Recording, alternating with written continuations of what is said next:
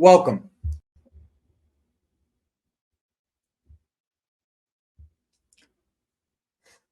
Welcome. And welcome to the show. I'm Wob Sports. This is the Chelsea versus Servette match reaction. First, before I get started, I do want to bring up some things about the channel and like some of the updates that the channel is going to be having.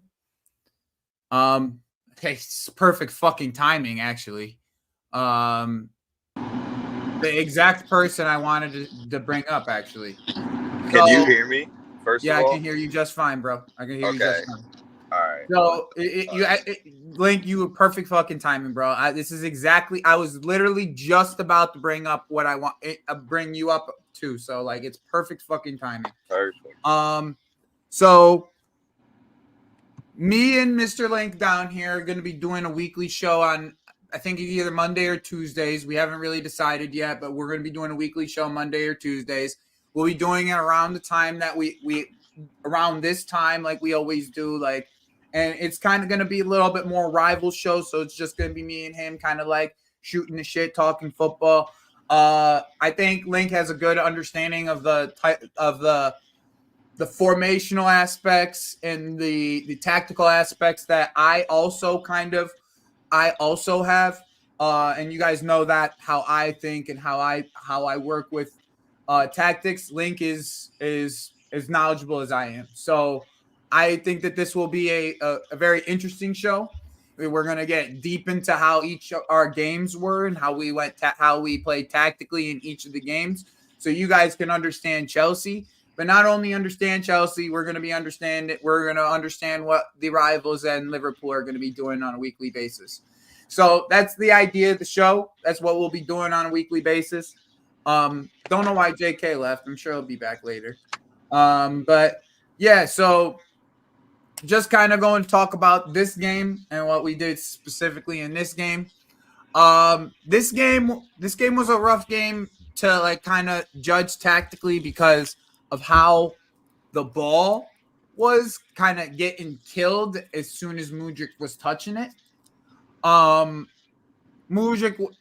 had a lot of bad decisions today, especially early in the game. In the second half, he was better, but in him being better made the offense click a bit more.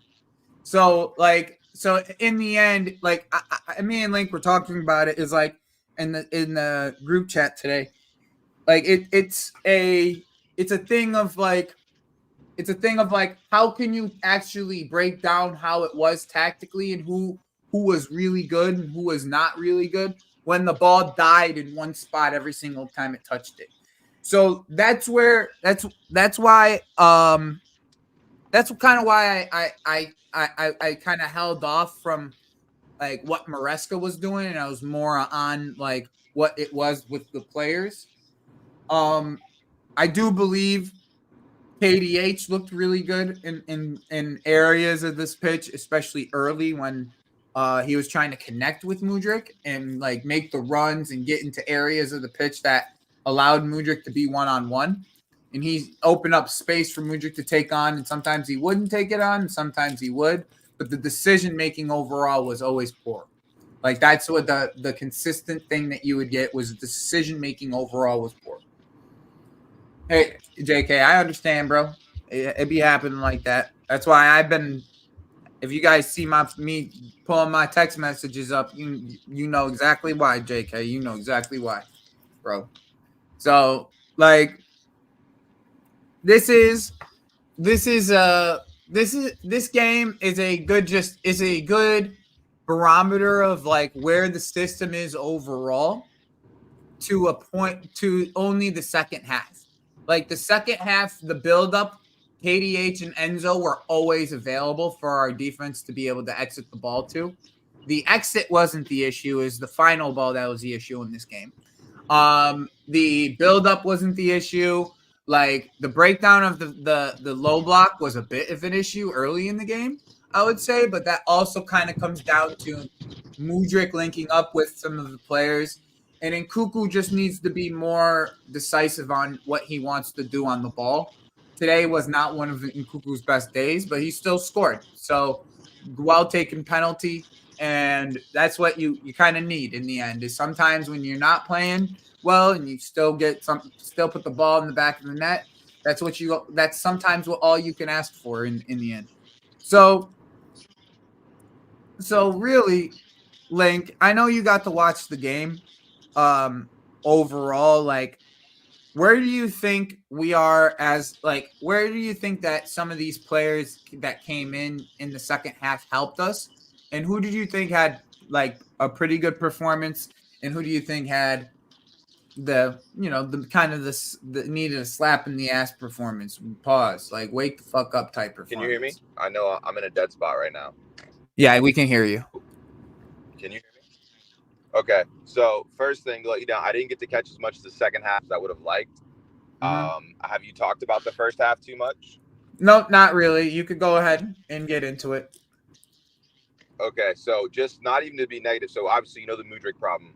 I will say that from what I saw, the risk in your tactics comes from the quality of player on the field, and that is 1,000% magnified by Mudryk.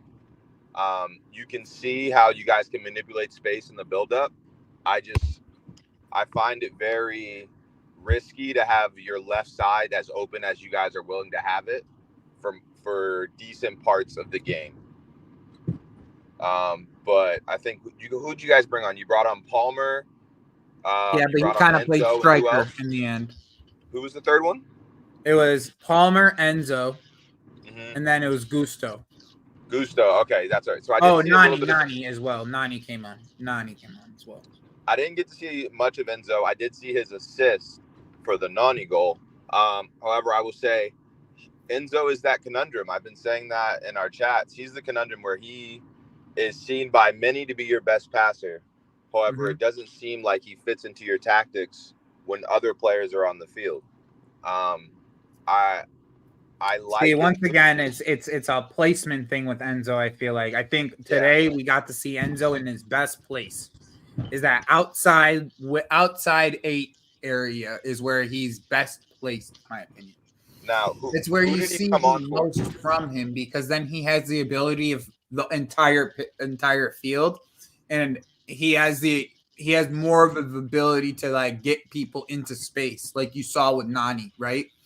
He has like the ball to Nani was so good that as long as the touch was good, he was beating his man. Like that's the difference, right? The ball was so good and so well placed to a point where as long as Nani puts a good touch on it, he has all the space in the world to just hit it, right? And that's where you'll see the best of Enzo, right? Is when he's in these like half spaces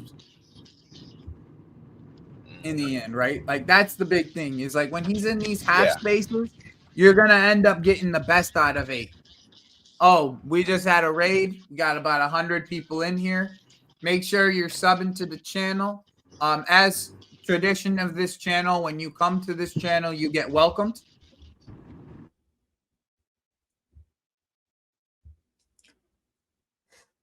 Welcome.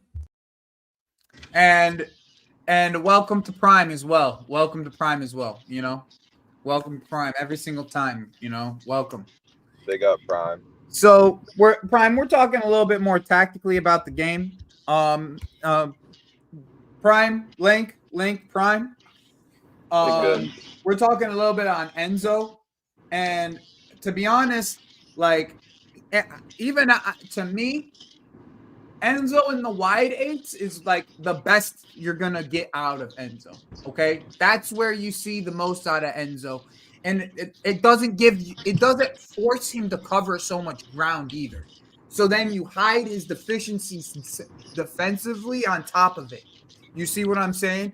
Because in the end, right, we know what his deficiencies are. Like we don't have to sit here and like tell lie to you people about Enzo's like. He is like some type of perfect player. Like we know his deficiencies.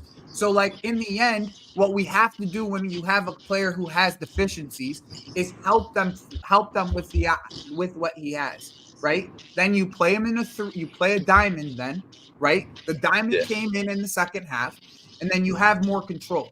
Because then in the end, what I've been trying to tell everybody on this channel, and I've been in the chat, I say it. I hope we continue to play a diamond rather than playing a box midfield. I've been saying this for a while. I could show it to you guys again on why I think that the diamond midfield helps our team more than the box. And as soon as the diamond came up, Enzo was getting Nani in one-on-one situations the entire second half. It was a pure of what I've been saying to you guys about how this diamond is better suited for the midfielders that we have rather than playing a pivot. Okay, because playing a pivot is going to cause Enzo to cover a lot more ground that we don't need. Okay, it's going to have Caicedo cover a lot more ground than we don't need. The only one who can play in that pivot is Lavia, and if you have Lavia, it helps, but it doesn't cover all the ground that's necessary regardless. That's why another runner next to Alavia or another runner next to Enzo in the sense helps him in the pivot. But the 3 allows you to not have to have runners, because then in the end you don't need KDH covering the right hand side of the field, because KDH is just going to need to stay on the left hand side of the field where he's most effective. He is a true LCM at the 8. That's exactly the position he is best at. So we have a left-sided one, and you could play Enzo on either side. You really can, because he's left-footed. He's going to swing it. He's going to want to – his left foot and his right foot swings across the pitch are equal. He wants to get his best ball is the left-hand switch to the right side. That's his best ball. That's the best ball he has. From left 8 to right wing. That's the best ball he has. Like, it's the most on point, on direct ball that he has. Him passing to the right, he's more accurate than passing to the left, actually. Okay, that's an actual stat. Like, I can actually pull the graph up for you and show you the accuracy stats. He's more accurate going right than going left. So like if you have him, and even today when you have him in the right hand side, he turn, hit Nani in the right hand corner, where he wants to pass the ball every single time. So in the end, that's how you use Enzo. You can use Enzo with KDH, and you can use Enzo with Lavia in the pivot or Caicedo in the pivot, in the 6, in the lone 6, because they both Enzo knows where to pick up the ball, because he's picking up the ball in the wide areas. That's what it is. These guys, when they're in those 8s, they're giving you an extra winger on the off ball. So you all you have to do is, for the center back, is if you're a center back and you're in a 3, you're gonna get winger coming inside on you, coming outside on you, and then you have and then the other side of the press is going to come from the striker in the end. So when you have an 8 that's always available on the wing, then you don't have there's no pressure on Lavia to pick up the ball or Caicedo to pick up the ball in tight spaces, because you always have that outside exit. And that's the Enzo system. That's what he's trying to build up with in the second half. So, like, personally, this is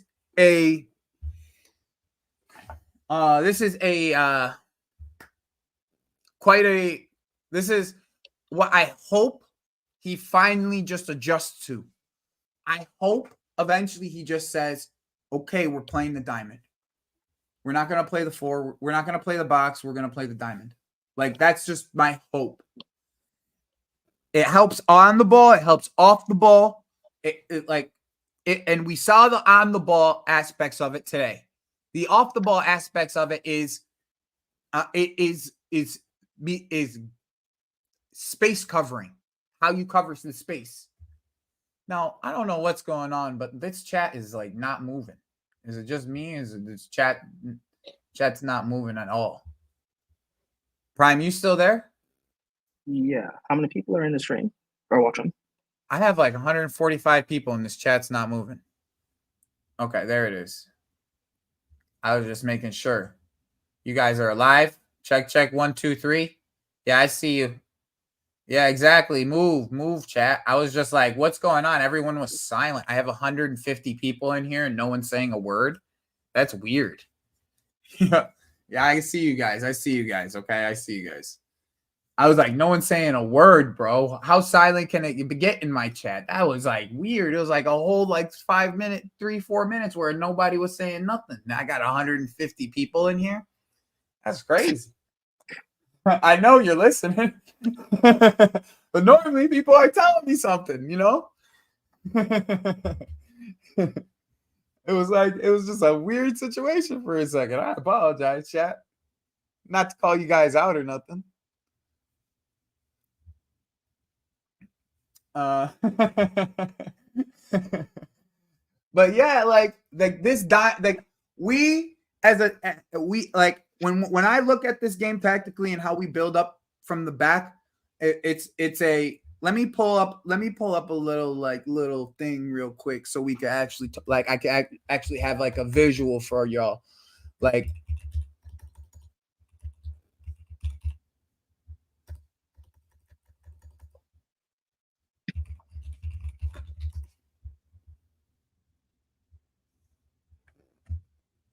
one second here. We cannot have this be red. It has to be blue. All right, cool.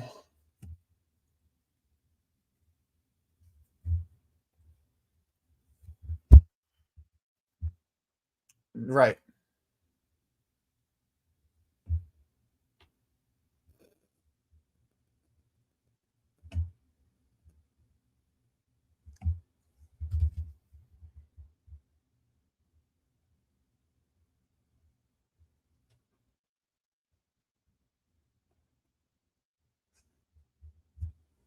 Right.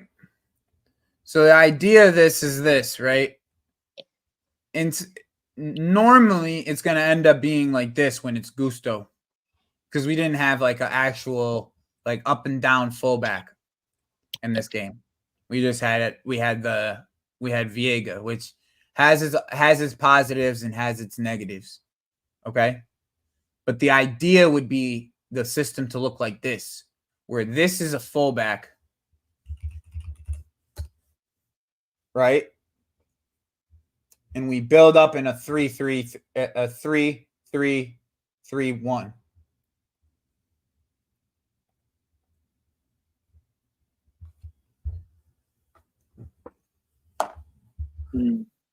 So what would be the lineup then during that? With this, right? Yeah.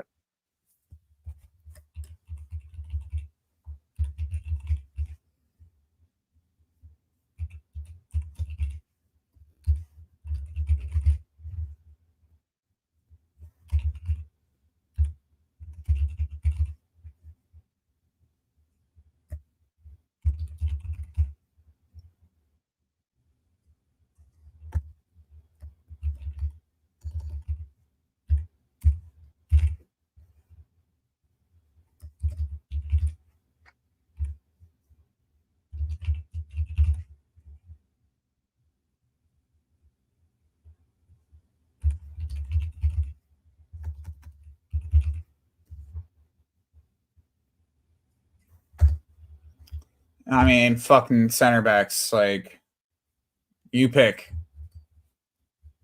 Okay, we can go fucking, I guess it would be Viega and Badiashile here.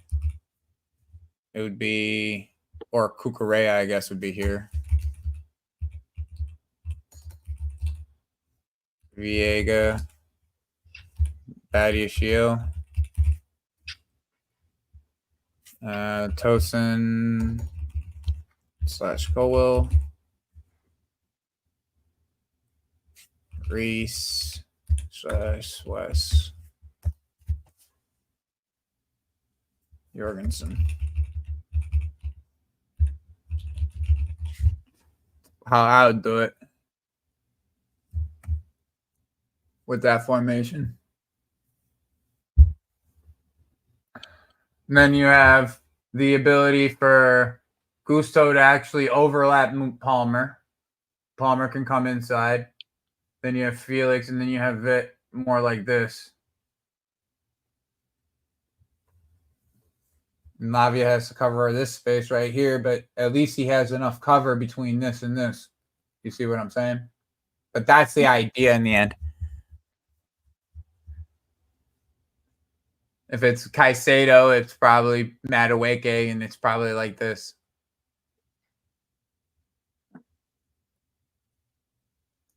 He'll come in here, or he'll be right here as more of like a 3, which we saw today, really. Which it was instead of Caicedo, it was Enzo. But he had Gusto out here as the third center back, which would normally be Reese, but he had it as Gusto, and then it slided this way. Why do you think he brought on Palmer as a false 9? So the Palmer, I found it interesting, but he wanted more control in the game. That's why he brought Lavia on as well. So in essence, what this was let's just say, all right. So it was more like this in this game, where it was kind of like Gusto, and then it was more of like a 4-3-3 in this game because he had like the 4. So then it was just Palmer playing like here, and then Viega would come here, and then he had 5, and the overload was just it was supposed to be too much for him, and that was the idea. And then Palmer would come out here, and the idea was for Palmer to either link up here in these areas or for him to spray it out to Mudryk. But what ended up happening for the most part was, as soon as Palmer dropped here, Enzo would go out wide, KDH would go out wide, and then you had this as the buildup, right? The ball could go from here to here, and it would bounce from here to here, it would bounce from here to here. But then all of a sudden you'd see one of the 8s go wide, right? As soon as the buildup came on, and the ball would go fast to these areas. And that's when you'd see the break. But as soon as if it went to Palmer, Palmer was looking to connect inside. He wasn't really looking to connect outside. He hit the ball deep once to Mudryk, but that he was really looking to connect inside in these areas right here. And then it seemed like he wanted the ball to get to Enzo, and then Enzo was looking for Madueke to make this run. And that's how the second goal came. So it was like, all right, Enzo just needed to make a turn.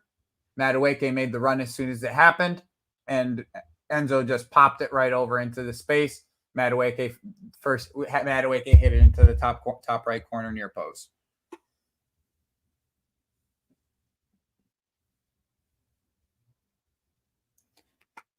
The idea was more control. That's why he did it. I'm not saying that it worked. I'm just saying the idea was more control. Oh, no, I get it. And I like the fact that he's willing to at least try certain things. Because I didn't mind the adjustments as much as some others did. I just kind of thought that, like, Jackson probably should have came on just for sharpness issues. Like, I would really I would have brought Jackson on, sat back a little bit, and then just hit them on the counter through Madueke and Mudryk and Jackson, and just try and get a third goal. Mm-hmm. I get it. Like what he was trying to do. Mm-hmm. It made sense and it worked, to be fair, because we won the game comfortably. So yeah, we could have won by more too, for sure. Like, it definitely could have been a game that we won by more won by more on. But second game of the season. Again, this is a team that is like 7 or 8 games in their season already. Like, this is a team that's played already a good amount of games. So I'm not really giving them an excuse, but we still won 2-0. So Yo, what up? So what's up, CNAC? You on your way home, bro? Just one day, I'm just getting off work and enjoying the conversation. Yeah. No Wait, worries. can you hear me? Yeah, we can hear you. Oh, okay. Yeah, I'm in my car, so like my headphones just kind of bugged Yeah, out no, on I me. can hear you in your car earlier. Yeah. All right. Cool. Yeah, you're good, bro. So CAA Mafia asked me, what do I think of the 3-2-2-3 with the box midfield instead of the diamond? You Okay, let's talk fucking about it. dickhead. Let's talk about it Sorry. real quick. So it's this,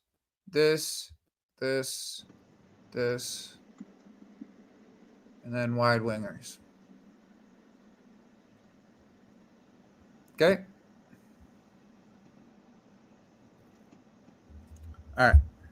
So the reason why I think the diamond works better than the box, okay, CAA, now because not everybody catches every one of my streams, so we could kind of rehash it.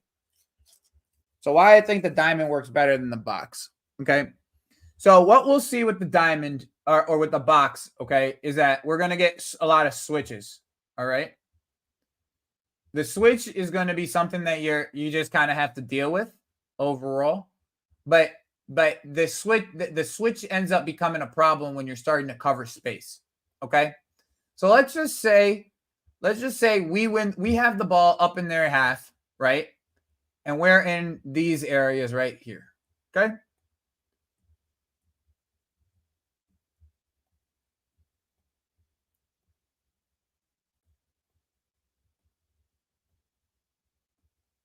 About a mid block, and there we are. Say we're in their half and we lose the ball in this area right here. Okay, Enzo loses the ball's right here.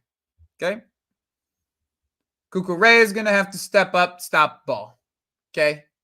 Runner's probably going to be coming down the middle here. Lavia is going to have to cover runner. Runner's going to be coming from the wing. Has to be covered. Okay. Everything's probably going to be slid just a bit to this side.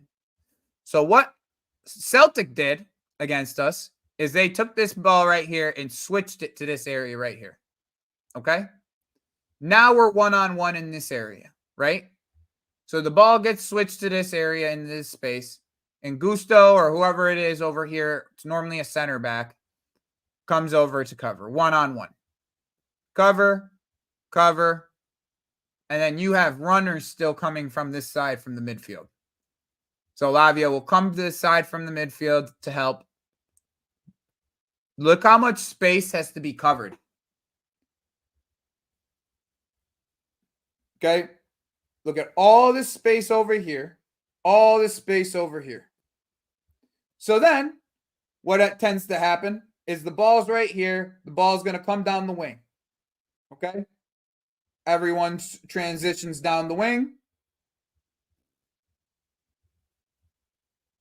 And look at this space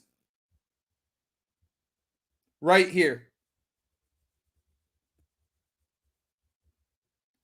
And that's because that in the end, when you get transitioned, your fullback area is always going to be open. So you have all this space that opens up. Okay? And none of these guys are runners. KDH, Enzo, whoever the fuck this is going to be, if it's Felix or Nkuku, whoever this is going to be, none of them are runners. If it's Caicedo, maybe. Lavia, Caicedo, none of them are runners. So then you have this entire space covered. That's why back in the day when it was this for this area, for this box, he had Ndidi playing one of these up eights because he can cover all the ground. Tall. Yeah, that's what I was. Yeah, that's what I was actually gonna say, because if we still had Gallagher and we would have like a midfield of Gallagher, Lavia, and Caicedo, then that would still work, because all three of them would still like move up and down You the could cover pitch. the Or I'm space, sorry, exactly. for the midfield. Yeah, exactly. and like your fullbacks or the center backs won't be like 1v1 exposed like how we were in preseason. So, but I mean, like did you already talk about the diamond? Nope, I'm about to go to the you diamond just getting next. to there? Oh, okay. I'm just rolling a spliff. All right. My guy CNAC ready. He loved this type of conversation. No, I mean, because like, it's I'm looking at it on TV and I'm just like, it's interesting how like we don't have a lot of 1v1s when we switch to a diamond midfield, and like we're like as far as like when they try to switch the ball on us and we still like we're instead of having 4-on-3 or 5-on-4s with our center backs who can't really cover 1v1s, at least with the diamond we're still able to have some space and creativity and be able to push the ball forward like with Enzo, like how you like with Enzo to Noni, like how you explained earlier. So yep. So here it is again, right? The diamond. Yeah. All right. Same idea, same situation. All right. Instead of it being Enzo that loses the ball in these high areas, where if it was in a box, it's normally going to be Felix or Nkuku on the ball that will probably lose it because they're going to be the ones creating either wide or creating inside. Okay, so Felix and let's just say we're up in these areas, the wingers are up in these areas, we're out wide, and he hits the ball to try to get to Mudryk, and the ball gets lost here. Same idea, same area. Okay, now you have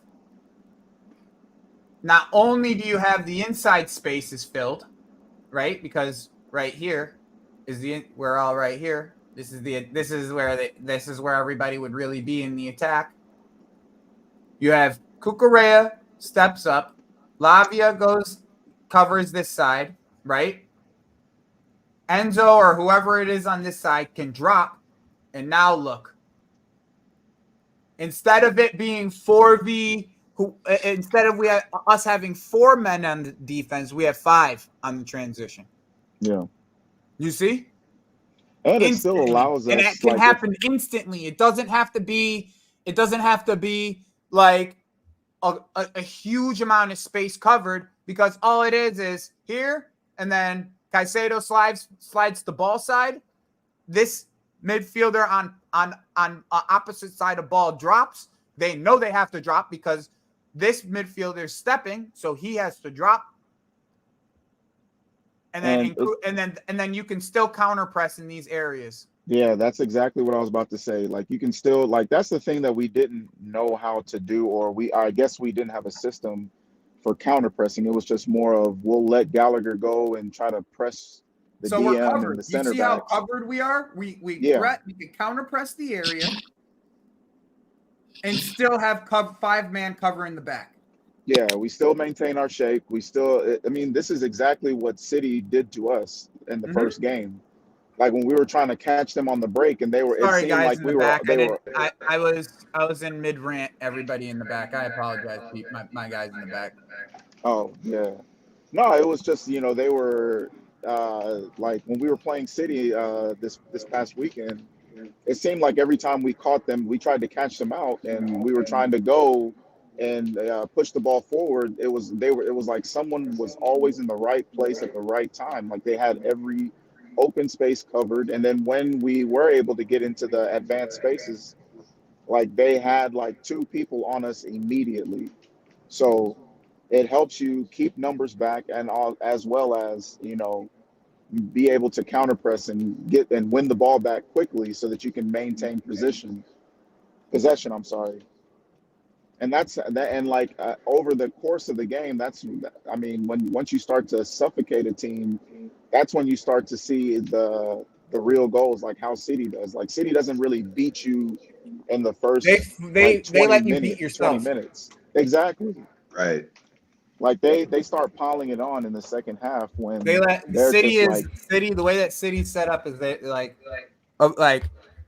they have creation and they have setup, but a lot of it is they let you beat yourself. They know how much pressure they can put on you. Yeah, exactly. Yeah, they know exactly how much pressure they can put on you. Yeah. I mean, they can hit you. I mean, that's why they're essentially like the team to beat in this league. Like, I mean, they can beat you in a multiple A multiplicity set of multitude of ways. ways. Yeah. Multitude of ways. Yeah, I'm getting off work, man. I'm sorry. Well, No, you're right. You're right. Useless right I got, now. I you got do you. know Haaland that. gives you the ability to. Been yelling at patience all day, man. I'm sorry.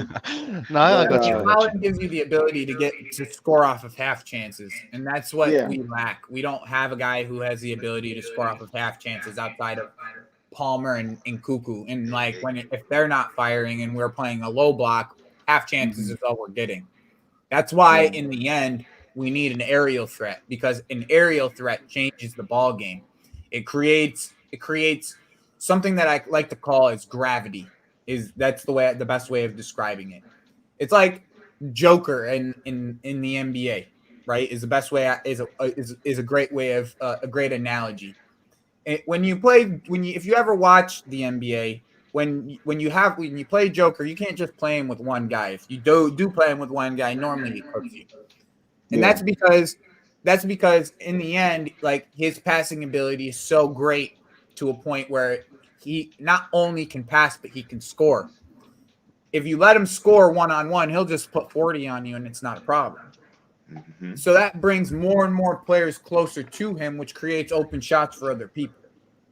When that gravity is always on the right-hand side, or it's always on, which it seems to be for us, and actually it seems to be for a lot of teams, right? Like even in Liverpool, the gravity is so much over into the Salah side that it opens up spaces for Jota and Nunez in the middle and whoever's playing on the outside side. And those guys have to score off of those opportunities based off of the gravity of what Salah is. You have to pay attention to him with more than one person. That's what gravity is to me, right? Mm. And like without an aerial presence in a low block, when you're playing a low block, and somebody who can score off of half chances, that's where you end up finding yourself struggling against these teams like Everton and Brentford and like these teams that you know that you're going to have to see away one of these weeks that are going to give you a pain in the ass. And not to stop you, but that's when you're going to see those 1v1 defending situations that no one wants to see. Mm-hmm. Yeah, I mean, we got plenty of 1v1 situations in the first half. It was just, I mean, it seemed like most of them fell to Mudryk's side on the left-hand side. And yeah, but I that's because of the gravity of Neto. Like they respected Neto so much on that first half. They weren't giving him a place to go inside. Yeah. I know that I did hear an echo from someone. I'm not too sure who it came from yet. I'll figure it out though. Is it me? Yeah. So, is it me? Nope. Not me.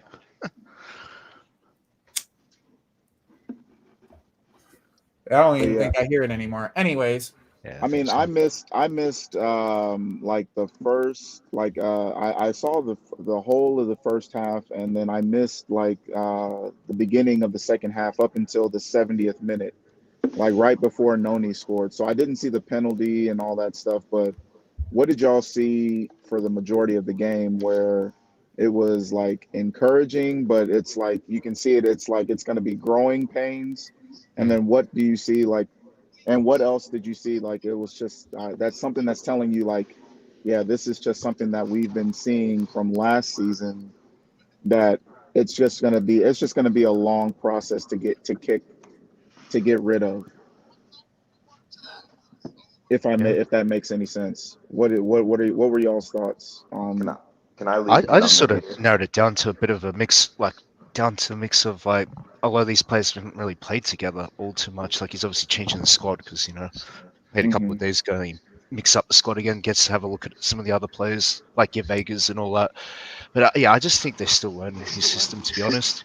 Like, that's just where my head's at with it. See, the best way of describing it, the whole game looked like a team that's in their second game of playing. Yeah. Like, that's what it looked like. Like that's the best way of just describing it. The urgency was low, the intensity was low. The second half, the intensity was better in the second half. So like it was a little bit better in the second half. The impotence to try to get in front of net was better as well. I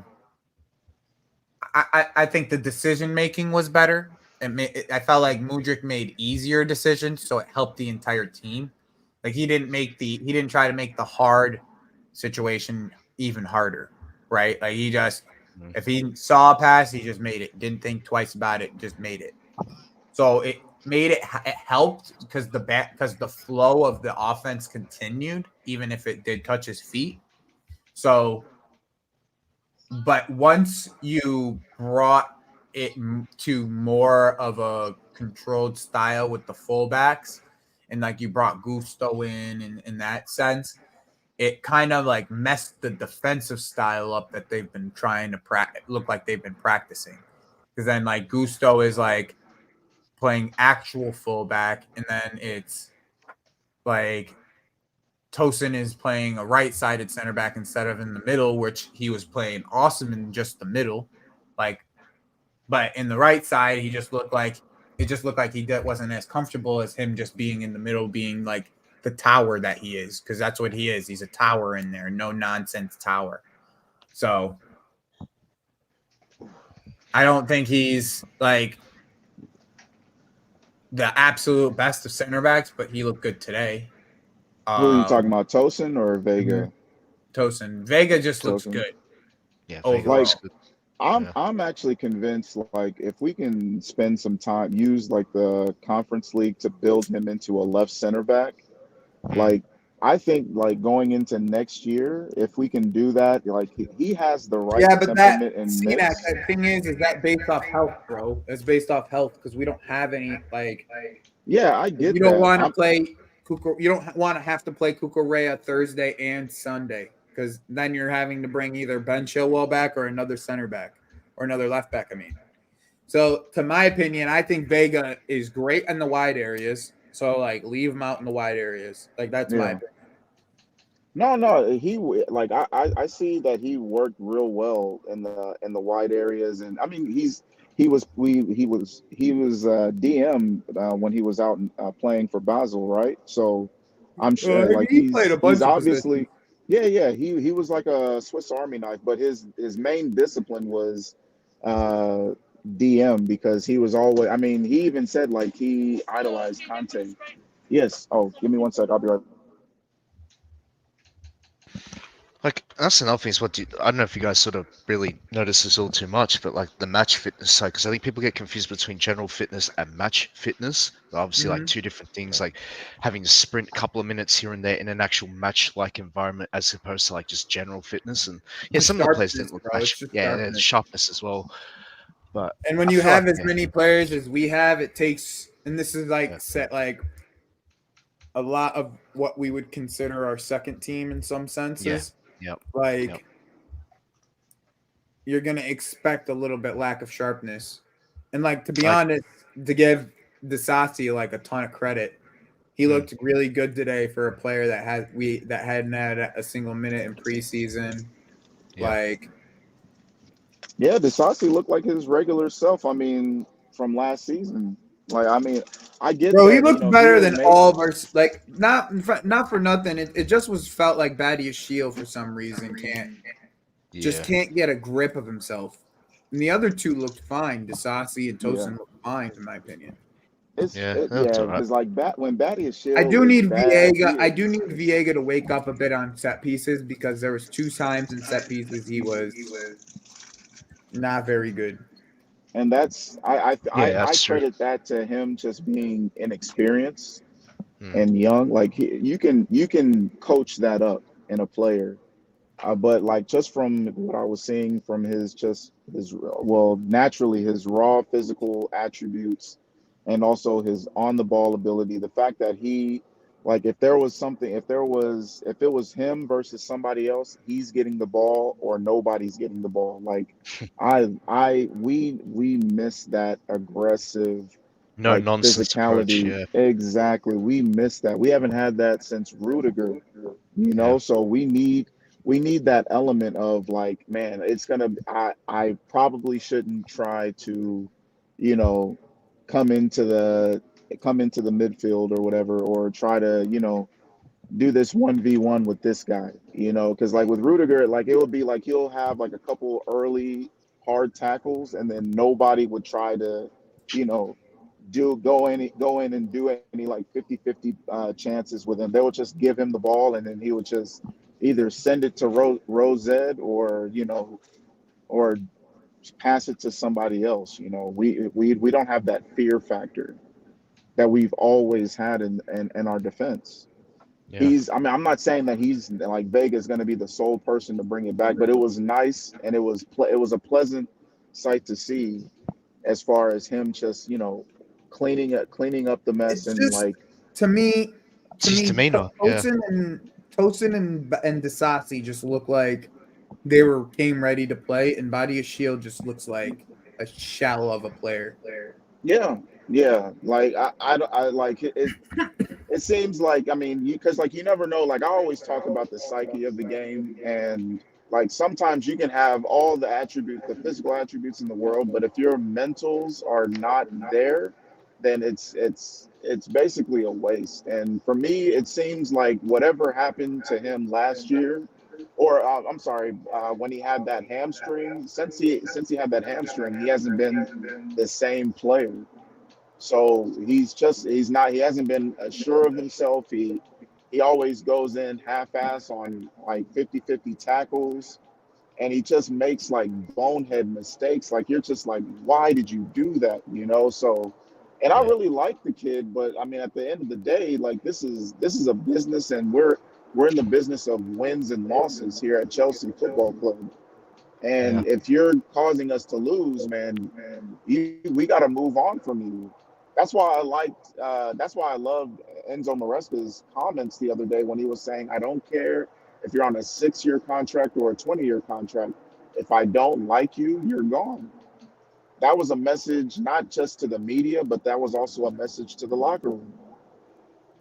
Kind of like how, like here in the States, you remember Bill Belichick, or like Bill Parcells, like how they used to talk to the media and like, hey, I'm having a team meeting with you, when they were talking to the media. Like, like you get your point across to everybody and let it be known, hey man, if you don't pull your weight, you can be replaced. Like don't feel comfortable with that 6-year contract. And I love that. It's always good to have a little bit of uneasiness to push everybody. We need that. We really need that here at Chelsea. Yeah, I just want a vocal leader. And that's the thing. Just a moment, I have a pretty important phone call coming in. Yeah, you're right. Yeah, that's integral, especially in defense. You know what I mean? Like, at some point, someone needs to take charge of the situation. Like, if you just sort of let things play out as they are, then no wonder we're leaking goals the way we do. Yeah, man. I mean, we've always had like a strong defense as like a staple. Since I've been a Chelsea fan, we've always For the last had a 20 years, strong yeah. defense. And like we've always had like strong leadership coming from the back. Pause. So, Yeah. to see like, yeah, I have to. So like seeing this version of Chelsea the last 2 or 3 years, I can, like, when people say this isn't the Chelsea I know, like I can relate when they say that, It's a culture because shock. this isn't Yeah. it's not the Chelsea that I know. I mean, I have been asking for a more expansive attack and ballers all over the pitch, but also like we don't have like a physical edge. I see Caicedo trying to give it when he's running up on KDB and everything. Lavia, he can do it, but I don't think his temperament is like, he doesn't have a bastard's temperament. But we just need a bastard temperament in this team right now. So like somebody who's just gonna be a complete asshole and who's not gonna be no nonsense. Like we need, and provide some physicality. Yeah, You because know? that sets the tone for the rest of the defense as well. They see like at Yeah. least one other defender literally just being no nonsense, going through people, winning the ball. It And, just sort of amps them up, pumps them up, motivates them, and whatnot. and also, But I yeah, mean, like it can come in like different ways because, like, I mean, I always like to use who's the top team, top dog right now in that city. Like City for the longest time, like they would just outsmart you and just be more skilled than everybody else. And then yeah, they went and got Rodri and waited for and developed him, and he's the muscle in midfield. And it the doesn't hurt enforcer, that he's yeah. also very skilled Oh, and 100%. very technical, and he just started adding goals to his locker last year. So it's like, Yeah, damn, you know, if you have someone like that in your midfield, then you don't really need like an assholes in a sense, you know. I mean, to be honest with you, I actually think Holland is their asshole because he's like very arrogant, but yeah, it's not like, you know, like he's gonna spit in your face type of shit, you yeah. know. Not that kind of level of Well, shithousery. Yeah. Yeah, well, I know what you Rodri mean. will. Rodri just doesn't get carded for it, but Rodri is No, their he don't. asshole. Yeah, Yeah, he doesn't get carded, but I mean, and that's kind of a respect factor also because Conte towards the end he was still like doing the same tackles on everybody, but he wasn't getting carded. You know, you kind of earn that respect with some of the referees, Hmm. yeah. with the notoriety as you gain notoriety along in the league. So but like for us, I'm just looking at it as like, you know, like in a sense, like our team DNA is that we are bastards on the pitch. Like we make it difficult to play against. Mm. And to me, it just seems like we don't have that element of like, damn, we gotta play Chelsea for 90 minutes today. You know, it just seems like it's easy. Like we get tried on by like, you know, scrubs Yeah, like we just don't have Servette. anybody that's physically well. We haven't seen anybody Mm. from Colwell and Body of Shield be just physically imposing. Even Levi Cole, even uh, it's Colwell, Body of Shield, and Fafana. And I understand Fafana, right? Mm. Because Yeah, But injury tax and all that. but Yeah, but the other two, it's like, bro, like we need you guys to like act like defenders, bro. Like we need you guys yeah, to act like defenders. And so when I say like act like defenders, I mean like the old cliche of like actually go and put a foot in. Stop like trying to defend with your body and like go put a foot in. yeah. It's like they're Like trying it's to make just the truly just perfect as simple as tackle. that. Like stop sitting there and trying to get trying to get this perfect block with your body that you're trying to defend with. Like he's almost more. go and put a He's, foot in for fuck's sake. Like he's almost more scared to make the foul, The if Holland anything. goal should have the Yeah, Holland goal uh should have been it should have been like a something that Colwell should have just scooped off his feet. Like yeah, he could have easily just scooped that shit off his feet, just kicked the ball off of his boots, and it Mm. would have been bounced right out of bounds. Not like Holland got a touch. Just kick the ball Yeah. off of his boot, off of him. That shit's going out of bounds every single time. You know what that was? It was anticipation, because obviously he didn't anticipate that Wesley Fofana was going to ball watch and get drawn to the ball, and then behind him was Bernardo Silva, who then obviously flicked the pass onto Haaland, and Cole let this happen by watching it. Didn't anticipate the flick on would happen, Mm-hmm. and then by the time he realized it was too late, he was goal side, and you're not going Yeah. to outmuscle Haaland. Like, yeah, and you know who saw it too And late it's the was Cucurella. backpedaling, Cucurella man. tried to It's the come back and stop it. backpedaling, bro. It's the Yeah. backpedaling. Yeah. And that's why I like what I saw from Tosin today, because he was more than willing to win every single aerial duel. He knew he was the biggest guy on the pitch. He went out there, he went out there and defended everything in the air today. And that's yeah. what we want. That's what I want from my center back. And I just Miracle, Mr. Okafor Paul. I don't mind giving the link out to people, but you got to be like a regular at least, right? Like all the people that are on here that you see on here, have either been following me, watching me, or have known me for at least a good minute, and I understand their football takes.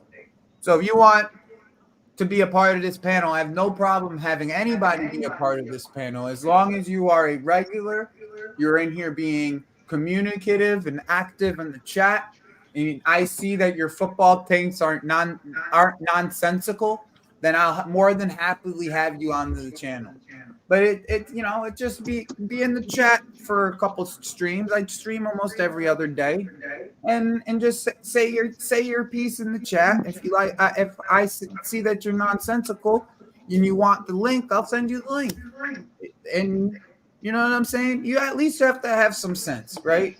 If you have some sense about football, then I have no problem with it. But like in the end, if you don't have no sense and you're just talking out of your ass, like I've had one of those people on here before. Nathan, you were here when that happened. Yep. Like, what do I do to those people, Nathan? I cook them to oblivion. Yeah. So if you want to be cooked publicly, if you want a public cooking, I will publicly cook you. That's absolutely no problem too. Okay? I have absolutely no problem publicly cooking you. Okay? We are live streaming. Okay? I go live. So you will be publicly cooked in front of at least 100 people. I promise you that. We can continue. Yeah, I was just going to quickly say with the whole backpedaling thing, like the whole idea and notion of jockeying, right, is you're literally in your mind trying to put off your opponent to put them in a particular situation where they can't really do anything. Either take them down the left, take them down the right. That's what your body positioning while jockeying is supposed to do. The thing with Colwell is he's literally just jockeying backwards, not showing either side. So, of course, if you're Haaland, you're just thinking, all you're doing is let me get closer to the goal. You're not going to convince me that you're making me go left or right or going to put in a tackle. You're just literally getting closer and closer to the goal. I'll just hit it. That's it. And for some reason, as a defender, like Colwell is, or he's supposed to be anyway, how in your mind are you not understanding the basic concept of how to jockey someone, your opponent, to then actually make that final decision of to tackle him or to put him down, guide him down a particular lane where he can't be as effective, put him on his weak foot, that sort of thing, right? So that's my whole deal with Levi Colwell, and that's why he cops the most criticism from a lot of us on the panel, because when we see him do that, like we just know what's going to happen. He's not going to make a decision. He's not going to put in the tackle, and he's more than likely going to be responsible for a goal being scored on us. Like that's just how it is. So Yeah, see, that's why like when in different streams, I've always been an advocate for Colwell to have someone like he needs to be partnered with an aggressive dude, like because he really obviously he looks like he needs like a big brother like to come and save him, like in a sense like I see that he's capable on the ball and all that stuff sometimes because he's not really showing it a lot lately. But early on, especially on the Brighton tape, if you show me that you're capable, then I'm gonna have the faith that okay, then you can. We just need to get that out of you more consistently because he's still what is he 21 now? So yeah, around I there. mean, we have like a bunch of defenders who are like 20 between the ages of 21 and 24, and like they're I think the only people who are entering their prime right now is what Tosin and Disasi. So what if we played this? I actually think that this might actually end up being something that might work. As in a left center back, Cucurella. Left center back, Cucurella, or Viega in the end. I think the center backs that we played today should start against Wolves. That's my opinion. Everybody who played today should start against Wolves. Maybe outside of Viega, unfortunately. Because Cucurella kind of does have the seniority aspect of it. He does. So, like, maybe and he's in amazing form too. The same way. We keep the two center backs the same as they are right now, and then we play Cucurella next to him. Who do you play this weekend? That could work. Yeah, that could work. Who do you guys play this weekend? Because in the end, right, Cucurella is going to have to defend the wide areas, right? It's not necessarily him playing center back. It's more him playing left-sided left back, right? Like I don't understand that back post is going to be potentially open, but we're playing Wolves. We're playing Wolves. And you just took their best player. Yeah. And their best center back's gone too. Correct. So, question.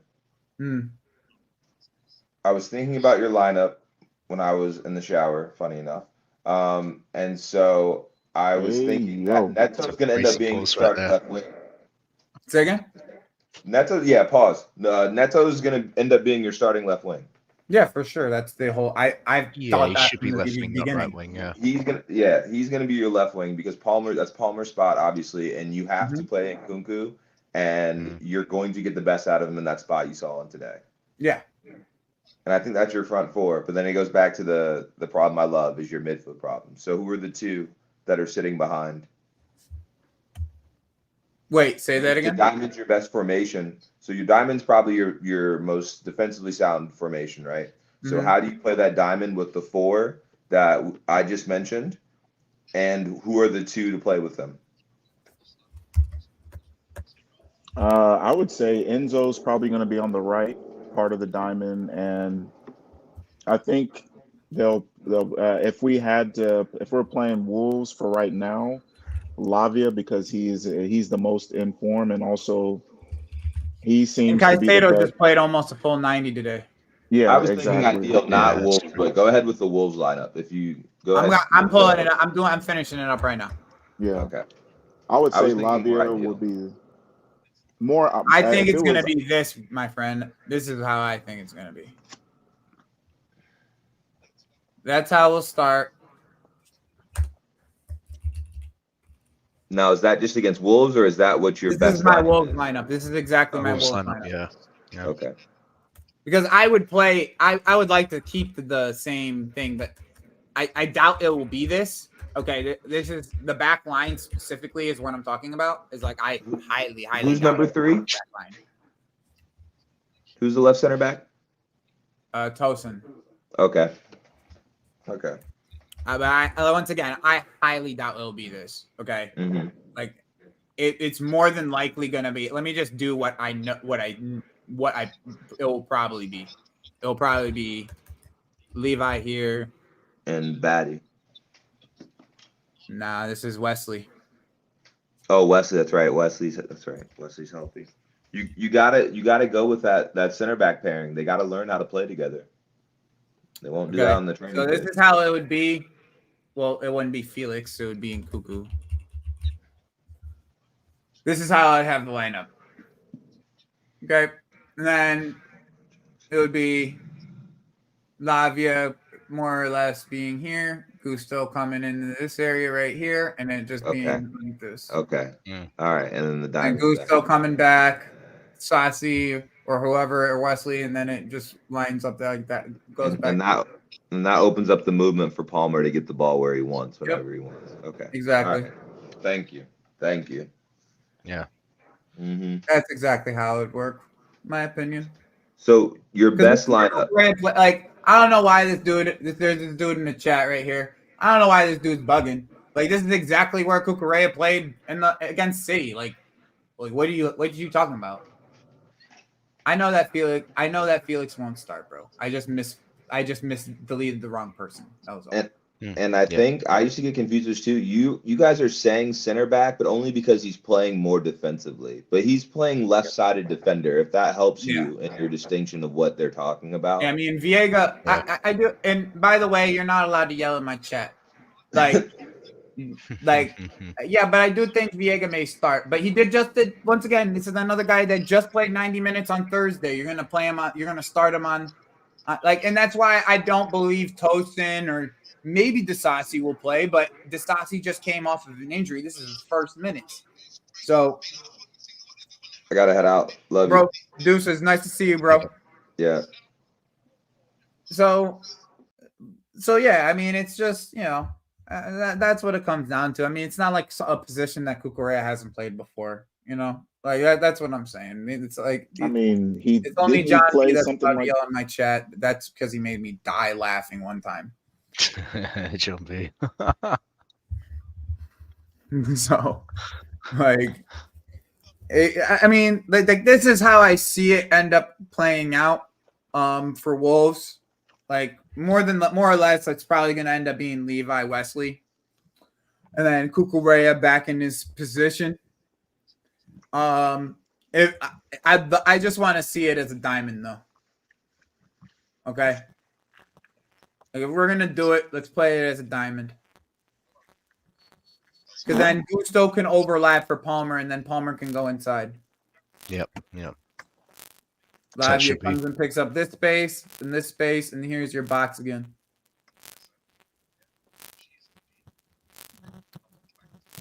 So what are your? I kind of already know the answer, but I kind of want to hear you say it.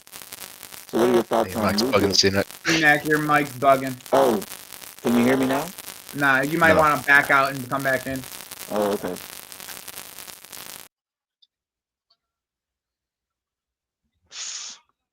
Bro, what'd I just say? Stop fucking yelling in my chat.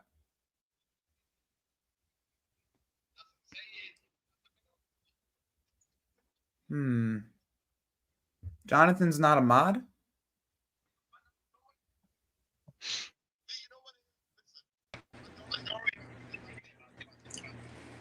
Yeah.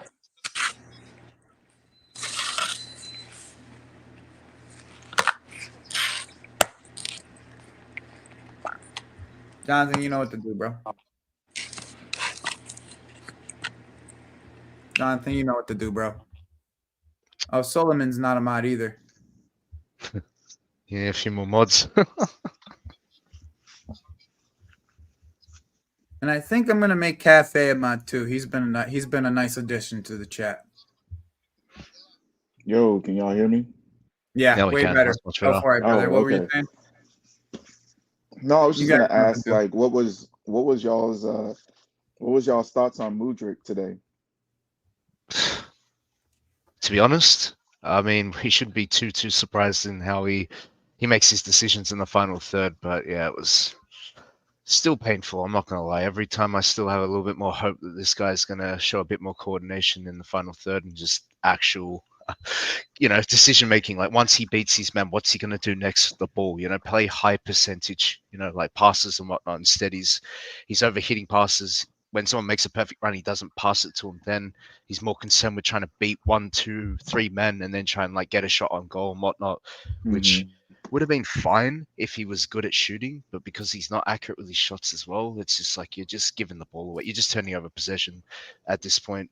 But I do believe that Maresca's comments were to the effect of like he's obviously clearly seen enough of Mudryk's lack of coaching and is hopefully going to try and fix that. So there's still a lot of work to do because from a physical aspect, that one chance where he received a through ball and he just blitzed past his fullback, ran like 40 yards, and then that's when he tried to cut it back. It was a good ground cross. Like the idea was good, but it was just the wrong type of ground cross in the wrong area. So yeah, it just always comes down to just decision making, like how like what he does when he's on the ball once he's already got past his men. That's the only thing, especially as a winger, because that's like your bread and butter. Right. Yeah, I do want AB, you do have a good point here, okay? Because the second half Mudryk was a lot better. Like I do want to stress that, and this is why I went and bought all the motherfucking Mudryk stocks, bro. I said this. Enzo is gonna get something out of Mudryk. I don't give a shit what you guys think. Enzo's gonna get something out of Mudryk. Watch. You guys all want to make fun of me now, but I said it. You guys all like to make fun of me when I make these fucking predictions. And then I'm always fucking right. Is this the second 10 hat theory or something? Is this the second 10 hat? Sound like another 10 hat theory, theory, yeah. I swear to God, you are all sit here and tell me, bro. I'm telling you, you all sit here and tell me I'm a crazy one. But then I have to put a 10 hat on for you guys because I'm always fucking right. Don't forget, I've been right about a lot of this shit so far. This is going to be, I'm telling you, they're going to get some, he's going to get something out of that kid. If it's just in the conference league, that's fine, but he's going to get something out of that kid. All right, even if it's just in the conference. What do you see in Mudryk's game that Enzo can coax out? Like, what would be like when we like, let's say this is May 2025, and we're doing a season review of everything, and we look back on the season. What are we going to say about Mudryk under Maresca in your opinion? Okay, so all right. I think the connection between Mudryk and KDH will get a lot better. That's the first thing that I noticed with the whole situation. Because a lot of the times when Mudryk was playing beforehand, he never had an overlap and never had a runner near him. Ever. Ever. And every time it opened up space, Mudryk had the ability to get by whoever he was by in front of. Okay? As much as who it is. Get by them, though? That was the thing. I know who he played, and I get it, okay? But I've also seen this guy play at a high level in other places, in other spots, okay? And able to get by his man is not something that we can't say about Mudryk, okay? It's the decision making. If you get him a guy where if he can't think of what the option is, and he looks up and he sees a guy in the box that he can whip the ball into, I think it's going to open up something because the ability that he has to run by a person is going to give him the space that he needs to be able to hit a ball into the box with no problems. They're going to have to give him space, Cenac. He's too fast. He's too fast to give him space, right? I do you agree. Give him space, that's how you're going to defend him. But if you have a Victor in the box, and we've seen glimpses of where when he hits the ball as a cross, we're not asking for him to hit the ball, but if he hits the ball as a cross, we can get to I personally believe we'll get 10 GA from Mudryk this year. 10 GA. Are you saying that it's mostly going to be like he's going to provide more assists than goals? Is that what you're saying?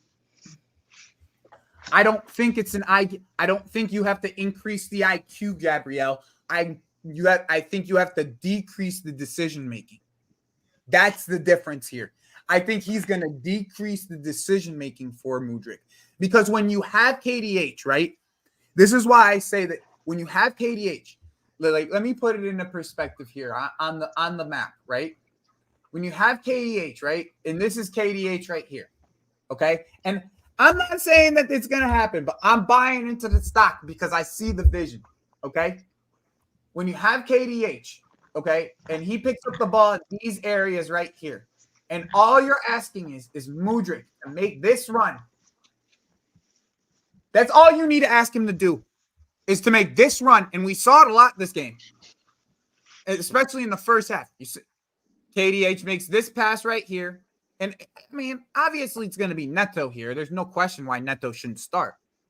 But then you have KDH coming into this area right here.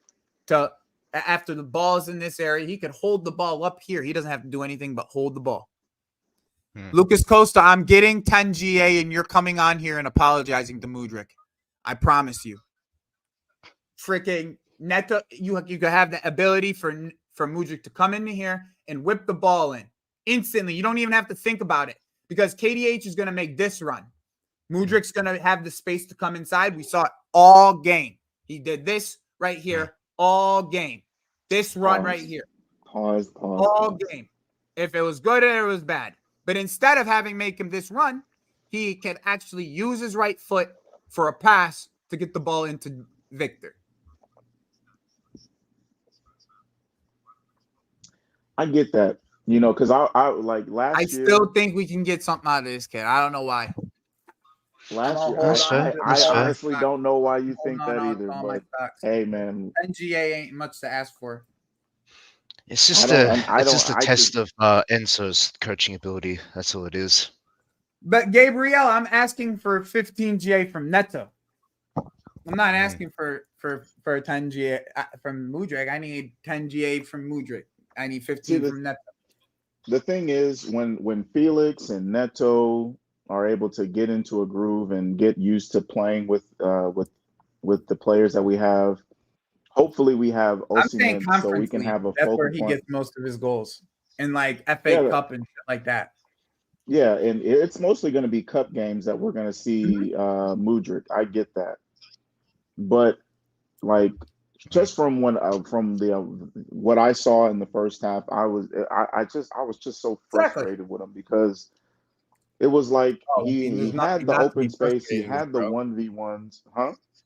I said there's nothing not to be frustrated with. He was awful. Yeah, it was like he had those 1v1 opportunities. No one's saying, and as far as him going by someone, like he's not. I mean, he really doesn't. He doesn't really take on a man, so to speak, as far as going by them. I mean, he can like shoot. I mean, to be honest with you, I wish he would work with Mudryk. I'm sorry, with Noni, and because like you know like how Noni would like face them up and then like he'll like kick the ball right by him and just outrun them sometimes. Like, why doesn't he learn that? Because he's clearly the fastest person on the pitch, no matter who he goes up against. Yeah, exactly.